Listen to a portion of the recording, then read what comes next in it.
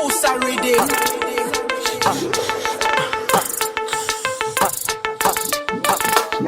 Mitande mana brada fanaf mandur mama Shode la team kifanyan de kan papantarna Fatima zanga bira duran chet kan peta fayan peta fayan peta fayan peta fayan peta fayan Devulu masumena la varanda Manda varava avatan de fa copela 666 marca satanique Koti matante la fatette Fala vindet Devulu masumena la varanda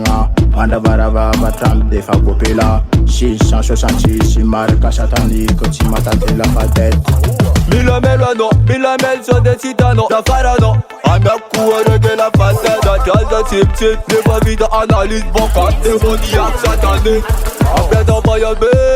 Belling fire Amyak fuck man, zet mila kaya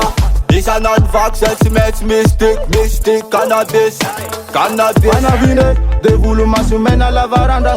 Manda varava avatan de fa copela 666 marca satanique Koti matante la fatette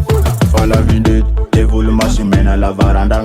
Manda varava avatan de fa copela 666 marca satanique Koti matante la fatette So de la boltima ay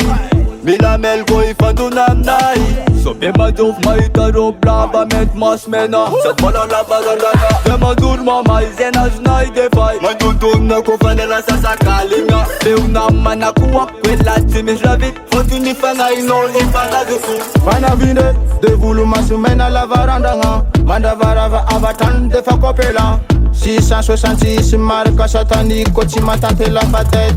Fala vine, devulu masumena la varanda Manda varava avatan de fa copela 666 marca satanique Koti matante la fatette Mitande mana brada fanav mandur mama Shode la team kifanyan de kan papantarna Fatima zanga bira duran chet kan peta fayan peta fayan peta fayan peta fayan peta fayan Bayern Belling fire Amyak fuck man, zet mila kaya Is an advax, zet met mystic Cannabis Mana vine, devulu masumena la varanda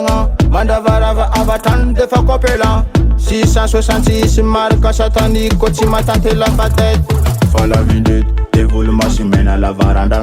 Manda varava avatan de fa copela 666 marca satanique Koti matante la fatette